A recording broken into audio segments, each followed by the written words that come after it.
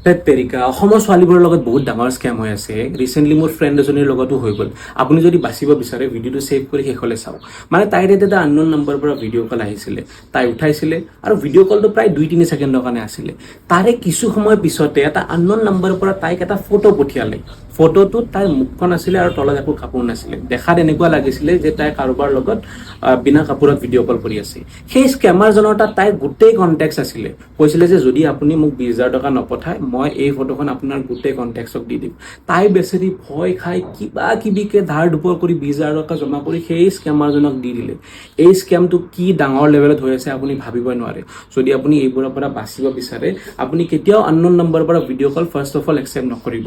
আৰু যদি আপুনি এনেকুৱা ভিডিঅ' কল কাৰোবাৰ লগত কৰিও আছে আপুনি এইবোৰ আজিৰ পৰা বন্ধ কৰি দিয়ক। কাৰণ এআই জামানাত আজিকালি যিকোনো কাম হৈ যাব পাৰে। আৰু যদি ইন কেছ এনেকুৱা স্কেম আপোনাৰ লগত হৈও যায় আপুনি কি কি ৱেবছাইট ইউজ কৰিব লাগে, কি কি টুলছ ইউজ কৰিব লাগে বা কি কি ষ্টেপ ল'ব লাগে সেইবোৰৰ মই এটা ডকুমেণ্ট বনাইছোঁ। যদি আপোনাক ডকুমেণ্টখন লাগে আপুনি আপোনাৰ পেজবিলাক ফ'ল' কৰি PDF বুলি কমেণ্ট কৰক, মই ডকুমেণ্টটো আপোনাৰ তাত পঠাই দিম। আৰু ভিডিঅ'টো শ্বেয়াৰ কৰি দিব, বহুতৰ হেল্প হৈ যাব।